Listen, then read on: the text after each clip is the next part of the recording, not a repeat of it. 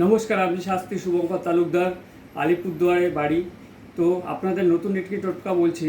টোটকাটি হলো, কারো বাড়িতে সব সময় না কিছু অশান্তি হয়েই থাকে। সে কিছু গ্রহের দোষ থাকে বা কিছু কেউ মানতে চায় বা কেউ মানতে চায় না। সেই গ্রহের দোষ আপনি একবার ট্রাই করে দেখুন যে বাড়িতে সংসারে অশান্তি যেভাবে হোক দূর করার দায়িত্ব আমার। তাহলে কি করতে হবে, আপনাকে ফার্স্টে একটি লেবু, তার মধ্যে 3টা পেক গাঁথতে হবে, তারপরে শালু কাপড় দিয়ে মেরে দিতে হবে। শালু কাপড় দিয়ে একদম যেভাবে ইচ্ছে সেভাবে মেরে দিন।